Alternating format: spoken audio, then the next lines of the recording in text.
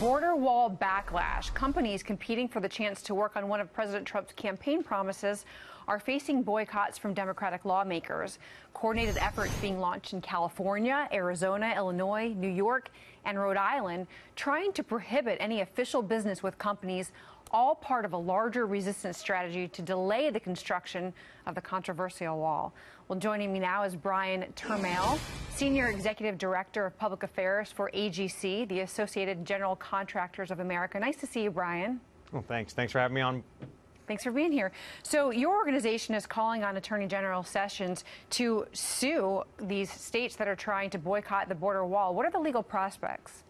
The legal prospects are quite good. What these communities in certain states and what these states are attempting or have already done is quite clearly illegal. The Constitution with the Supremacy Clause is quite clear that state and local governments can't take actions that undermine the federal government. We set this up so that the federal government would in fact have the ability to execute laws. And included in that is state and local communities can't discriminate against contractors or their employees who are working on federal projects. And that's exactly what's happened here in these states and in these communities that have passed or are contemplating passing laws to discriminate against these firms. All right, well, let's talk about some of the specifics of these boycotts. You know, Berkeley is one of the areas that we're talking about. Berkeley's City Council approved an ordinance.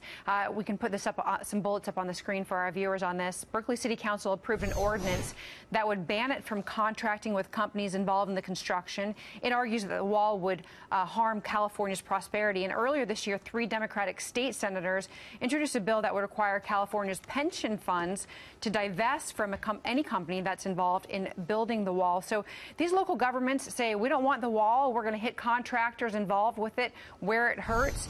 If these measures were to pass, what would be the real impact to the companies that you represent and ultimately the people? Well, in some cases, these measures have passed, and the impact is quite real. That the Army Corps of Engineers tells us that they, in fact, were not thrilled with the number of firms that submitted proposals to work on the border wall. More recently, the Army Corps put out a solicitation for work to repair existing parts of the border wall, and they got 0 contractors responding.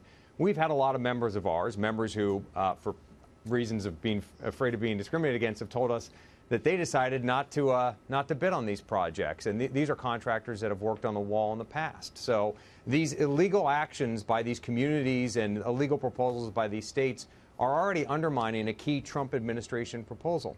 But well, Go ahead. Well, there's a proposal in L.A. That's under consideration that would basically require companies to disclose if they're involved in building the border wall, but wouldn't necessarily penalize them. Do you see that as discriminatory and unfair? Absolutely, especially when the council member who has proposed that legislation or that bill has been quite clear that his intention is to out these companies to make sure the city does not do work with them.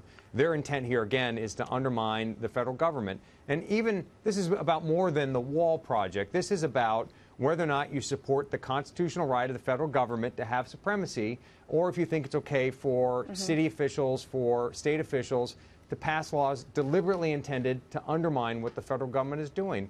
Imagine if you get an anti-war governor and he decides that this state will not do any work with any contractor building a VA hospital or a military installation. I think at this point, the bigger problem that the government's going to have is actually figuring out where the money comes from. So we'll see if they can get the funding for it. But thank you, Brian Turmail.